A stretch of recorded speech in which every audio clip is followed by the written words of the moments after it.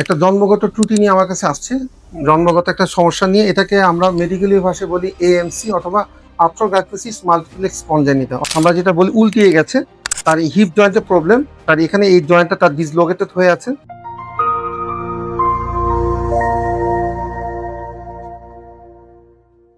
আসসালামু আলাইকুম। আজকে আপনাদের একটি খুব রেয়ার একটি পেশেন্ট দেখাবো। এই পেশেন্টটা হচ্ছে একটা জন্মগত ত্রুটি নিয়ে আমার কাছে আসছে। জন্মগত একটা সমস্যা নিয়ে, এটাকে আমরা মেডিকেলি ভাষায় বলি এএমসি অথবা আর্থ্রোগ্রাইথোসিস মাল্টিপ্লেক্স কনজেনিটা। অর্থাৎ তার শরীরের একাধিক জয়েন্ট অস্বাভাবিকভাবে তৈরি হয়েছে, অর্থাৎ স্বাভাবিকভাবে নেই জয়েন্টগুলো।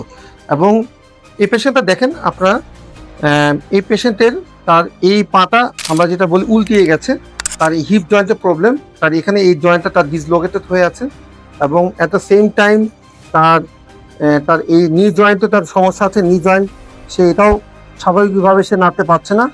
এবং তার এই দুই পায়ের পাতাটা বাঁকা। এই পাতা বাঁকাকে আমরা বলি কনজেনিটাল টেলিফেস ইকুনিভায়াস অথবা ক্লাব ফুট।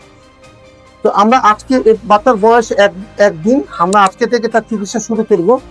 আমাদের প্রথম উদ্দেশ্য থাকবে আমার তার হিপ এবং নি জয়েন্টটাকে ঠিক করা। আমরা তাকে ম্যানুয়াল স্ট্রেচিং দিব।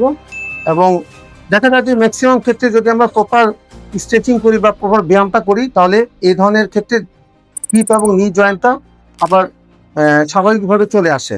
এবং পরবর্তীতে আমরা তার ক্লাব ফুটের চিকিৎসা শুরু করব। এটা আমরা পনসিটি মেথডে সিরিয়াল প্লাস্টার কাস্টের মাধ্যমে এই ক্লাব ফুটটা আমরা ঠিক করার চেষ্টা করব।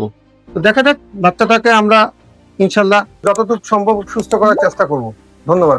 কুমিল্লা ট্রমা সেন্টার, আপনার স্বাস্থ্য সঙ্গী, সব সময় আপনার পাশে।